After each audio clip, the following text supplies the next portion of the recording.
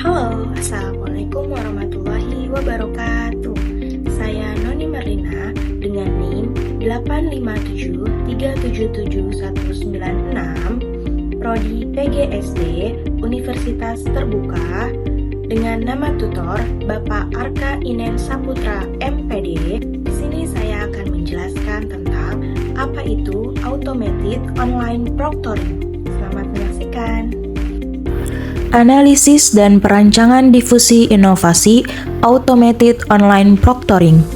A. Identifikasi dan analisis inovasi. Automated Online Proctoring merupakan sistem pengawasan ujian daring berbasis teknologi yang menggunakan kamera, kecerdasan buatan, dan analisis perilaku untuk memantau peserta ujian secara otomatis. Sistem ini dianggap sebagai inovasi karena menghadirkan cara baru dalam menjaga kejujuran akademik pada pembelajaran jarak jauh. Menurut teori difusi inovasi dari Everett Rogers, terdapat 5 karakteristik inovasi, yaitu 1. Relative advantage atau keuntungan relatif. Automated Online Proctoring memiliki keuntungan dibandingkan pengawasan ujian konvensional. Sistem ini mampu mengawasi peserta secara real-time, mengurangi kecurangan, meningkatkan kredibilitas ujian daring, dan menghemat tenaga pengawas. Selain itu, mahasiswa dapat mengikuti ujian dari rumah tanpa harus datang ke kampus. 2. Compatibility atau kesesuaian. Inovasi ini sesuai dengan sistem pembelajaran jarak jauh yang diterapkan oleh Universitas Terbuka. Penggunaan teknologi digital dalam ujian mendukung kebutuhan pendidikan modern yang fleksibel dan berbasis daring.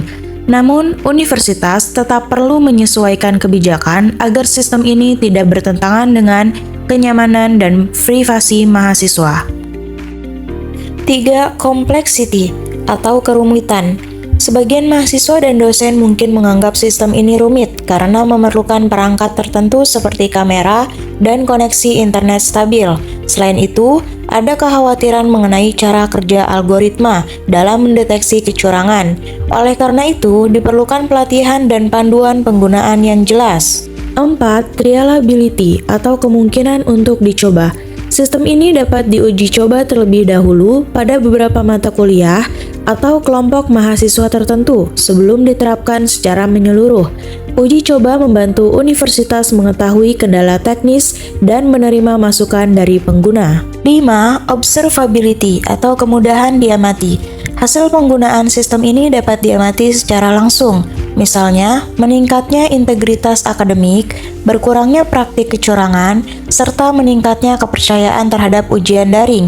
Jika manfaatnya terlihat nyata, dosen dan mahasiswa akan lebih mudah menerima inovasi tersebut.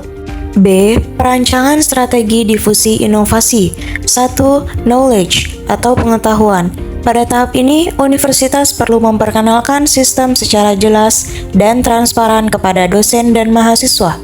2. Persuasion atau persuasi.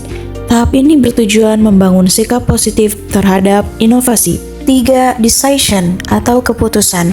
Pada tahap ini, universitas mendorong pengguna agar mau mencoba dan menerima inovasi.